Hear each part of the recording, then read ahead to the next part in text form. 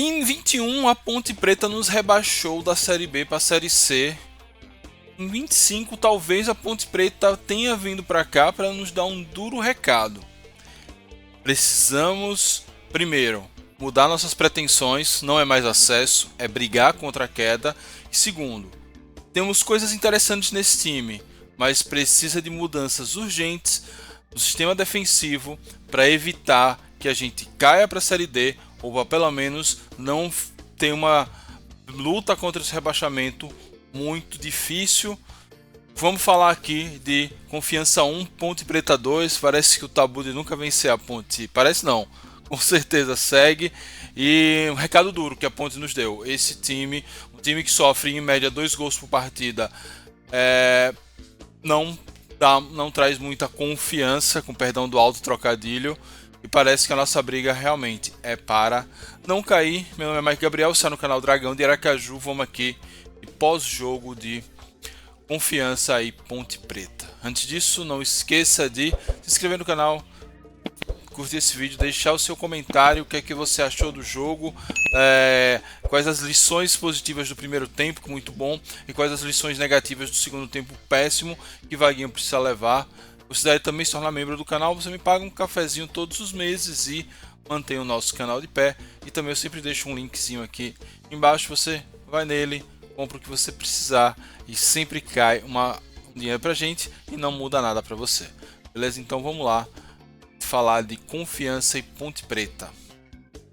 Bem, vamos lá trazer as características mais importantes desse jogo. Foi o ajuste realizado no meio, trazendo Dionísio para o meio de campo. O time criou muito mais e sofreu pouco, pelo menos no primeiro tempo. O primeiro tempo do Confiança contra a Ponte Preta foi um amasso, foi o melhor primeiro tempo que fizemos na Série C, e fica a lição ali de como esse equilíbrio que talvez tinha faltado no segundo tempo foi fundamental. A gente poderia ter decidido a partir dali.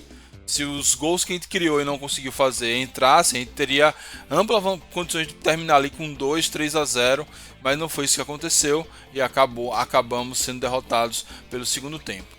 Segundo fato importante dessa partida, gols perdidos, muito gol perdido. E parece que essa tem sido uma tônica do Confiança. Já temos 3 jogos, já temos aí 3 partidas com dados, com análise, com estatística para poder atestar isso. E aí, já que eu falei de Ponte Preta, de Série B e tal, lembra um pouco a Série B de 21, onde o Confiança era no início, né, ali com o Rodrigo Santana, era um dos times que mais finalizava, que tinha mais criação de oportunidades de gol, mas fazia muito poucos gols. Então não adianta você ter uma criação muito volumosa e essa criação quase não se reverter em gol. Então é muito gol perdido. Se a gente faz pelo menos um gol a mais, além do que fizemos com a cabeçada de Maicon, teríamos ali fatalmente, pelo menos empatado. Mas eu creio que a situação seria outra, a gente poderia até vir para uma vitória. E talvez o mais relevante dessa partida, né, o elemento mais relevante foi um segundo tempo desastroso do Confiança. Um segundo tempo assim, que parecia que o time não foi o mesmo time que jogou o primeiro tempo. Não conseguiu manter o ritmo, não conseguiu fazer o preenchimento e equilíbrio necessário. A Ponte, óbvio, fez suas mudanças, a gente vai falar disso ainda. A Ponte, quando mudou, conseguiu encurralar o Confiança, e o Confiança em nenhum momento conseguiu se ajustar. Em nenhum momento se ajustou para ser aquele time ou para ser outro time que respondesse à altura o volume criado pela Ponte. E o pior, em determinado momento voltou até a ser o time que foi nos 2 primeiros jogos da Série C, o que ajudou até mais a Ponte a criar e amassar a gente e assim conseguir a virada. Foi assim realmente um desastre, algo que precisa ser estudado a semana toda para não acontecer mais ou para buscar outras alternativas, porque realmente é algo assim inimaginável o que aconteceu ali. A olho nu, enquanto torcedor que está ali na arquibancada sofrendo, não dá para saber exatamente o que foi. Se provavelmente Dionísio, que era o nosso motor ali do meio campo, deve ter cansado, provavelmente algum ponta não estava recompondo o suficiente, algo aconteceu, algo precisa ser ajustado, seja com substituições, seja com ajuste físico, eu não sei, mas realmente o segundo tempo foi um horror. Finalmente, a Ponte Preta mortal. Esse é o quarto e último ponto que eu quero trazer aqui. Ponte Preta soube sofrer no primeiro tempo, escapou de estar perdendo por pelo menos 2-0. Teve uma bola que foi tirada praticamente dentro do gol, em cima da linha. Teve bola na trave, o goleiro dos caras pegando tudo. E aí voltou fazendo alterações, chegando mais na bola e chegava muito forte. Muito forte.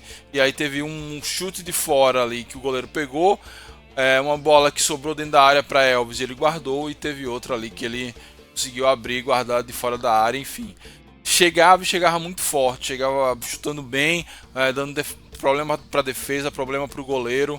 Então é um time que a gente já falava dessa característica, é um time que sabe sofrer, é um time que tem uma imposição física e é um time que chega pouco, mas quando chega ele é mortal e a gente avisou isso, os dados avisaram isso e ainda assim o Confiança não conseguiu reagir a contento. Vamos aqui falar do jogo, né? O jogo a gente meio que nesses pontos que a gente já passou, a gente já falou um bocado dele. Mas no primeiro tempo Confiança amassou. Confiança criou, assim, claramente que eu me lembro, 4 chances claríssimas. Foi Clemente na cara do gol. Teve o gol que foi de Luiz Otávio cabeceou e depois Michael desviou para dentro. A Ayrton que cobrou uma falta na trave. E ainda teve aquele chute tirado de dentro que parece que foi de Ronald Camarão. A Ponte não chegou em nenhuma vez.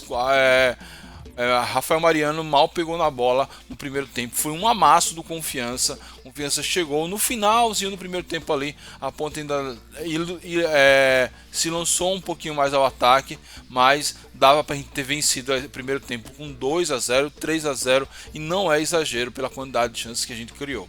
No segundo tempo a coisa se inverteu. A Ponte amassou e o Confiança quase não chegou no gol. O Confiança criou 2 chances basicamente. Teve uma com o Luiz Otávio que ele cabeceou para fora.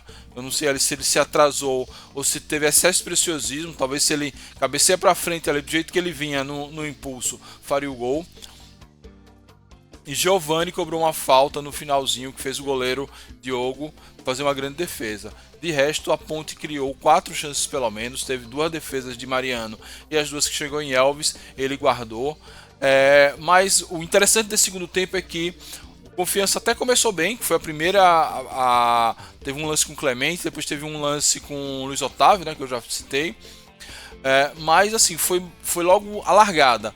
Com 15 minutos de jogo e o gol da Ponte, o primeiro gol da Ponte veio aos 17. Com 15 minutos a Ponte estava desenhado que a Ponte conseguiu anular o Confiança não estava mais tão bem assim, e aí Vaguinho esperou a Ponte marcar o primeiro gol para poder trocar. Então essa foi o determinante. A Ponte dominou o início do jogo e depois que fez o gol seguiu buscando o segundo gol. Confiança abriu o jogo, se tornou mais ofensivo, deixou o jogo mais aberto, mas quem chegava com perigo era a Ponte. E aí ali no finalzinho, aos 44, 45 do segundo tempo, a Elvis foi lá e veio a virada. As mexidas de Vaguinho não surtiram nenhum efeito e o Confiança fez. Se o Confiança fez o primeiro tempo foi o melhor, talvez o segundo tempo tenha sido o pior da Série C até agora. Vamos para os destaques, né? Não consigo trazer muitos destaques positivos hoje, mas eu vou mencionar Maicon pelo gol que ele fez ali numa dobradinha com o Luiz Otávio. E no geral, o Maicon até que fez uma boa partida, principalmente no primeiro tempo, né? Livrou algumas bolas, teve um lance ali da Ponte que já poderia ter sido até o primeiro gol logo cedo, ele conseguiu tirar. O Maicon, no geral, fez uma partida muito digna. Agora os destaques negativos, mais uma vez, Ronald Camarão fez aquele lance, né, que o jogador tirou de cima da área, mas está longe de ser aquele Ronald Camarão do início da temporada, que está acostumado a ver. Não conseguia dar andamento à jogada, se enrolava. Teve um lance, acho que já foi no segundo tempo, que poderia ter tido uma falta antes da jogada ou mesmo um impedimento. Ao invés dele seguir a jogada, ele ficou olhando para o árbitro e atrasou tudo. Enfim, não foi uma boa jornada de Ronald Camarão. Talvez aí seja a hora de pensar em botar Fabrício mais cedo, dar mais minutagem a Fabrício, para ver se ou Fabrício consegue desempenhar bem ou se joga ali uma sombra para Ronald. O outro destaque negativo, mais uma vez, Vaguinho Dias Estava muito claro no início do jogo que Valentim viu que tinha que ser feito e fez. Já tinha mudado isso desde a parada técnica e ele esperou demais o jogo acontecer. Só fez a sua primeira alteração depois da ponte ter empatado e ainda mais. Fez a alteração deixando o buraco que tinha deixado em jogos anteriores. Enfim, não foi uma jornada muito interessante de Vaguinho. Não conseguiu ali entender, fazer a leitura do jogo e acabou que deixou o jogo muito aberto e acabou que nenhum ponto que talvez na nossa planilha, na nossa simulação de como o Confiança conseguiria chegar no G8, esse ponto estava na conta. Um ponto contra a Ponte jogando em casa estava na conta porque é um time muito forte. Mas nem isso ele conseguiu trazer. Esse ponto realmente não conseguiu fazer a leitura certa, morreu com substituição na mão, meio que trocou 6 por meia dúzia. Não foi uma jornada das melhores do nosso querido Vaguinho Dias. Então é isso, essa é a nossa opinião do pós-jogo. Deixa a sua aí pra gente seguir o papo desse vídeo na caixa de comentários. Essa semana tem Assembleia de Sócios, eu vou tentar dar uma lida na minuta do novo estatuto para a gente fazer ou uma live ou um vídeo aqui explicando as principais mudanças, o que novo Confiança virá desse estatuto. E tem jogo do Maringá, jogo dificílimo do Maringá lá fora de casa. É um jogo que a gente já considera perdido, mas na situação atual vamos ter que fazer alguma coisa e quem sabe buscar um ponto, porque senão a briga realmente vai ficar para não cair. É isso, muito obrigado a todos, saudações proletárias e fui.